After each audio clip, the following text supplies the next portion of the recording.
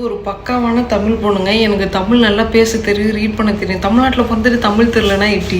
இப்போ ஏன் இந்த டாப்பிக்கை பற்றி நான் பேசுகிறேன்னா இந்த வீடியோ ஃபுல்லாக பாருங்கள், நான் சொல்கிறேன். ஏன்னா ரீசெண்டாக நான் நிறைய தமிழ் வார்த்தைகள்லாம் கேட்கும்போது இது தமிழ் தானே, இல்லை நம்மளுக்கு தமிழ் தெரியல, இல்லை அவங்க டிஃப்ரெண்ட் தமிழ் யூஸ் பண்ணுறாங்களான்னு ஒரு டவுட் வந்துச்சு. ஏன்னா அவங்க பேசுறதை பார்த்தா ஒரு தூய தமிழ் மாதிரி கூட இல்லை, அது செந்தமிழ் கூட இல்லை. அதனால தான் ஃபஸ்ட்டு பாவாடை நாடா அப்படின்றாங்க. பாவாடை நாடாவா? யாரையோ அந்த வார்த்தையை யூஸ் பண்ணுறாங்க.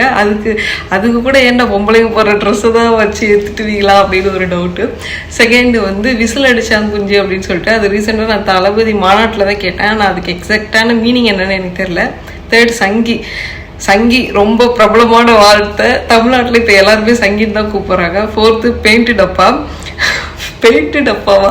செவத்துல பெயிண்ட் அடிக்க பெயிண்ட் டப்பா யூஸ் பண்ணுவாங்க. நீங்கள் யார் மேலே கலர் பூசா அதை யூஸ் பண்ணுறாங்கன்னு தெரியல. ஸோ எனக்கு என்ன டவுட்னா இதெல்லாம் முன்னாடியே வந்துருச்சா இல்லை இப்போ தான் வந்திருக்கா அப்படின்னு சொல்லிட்டு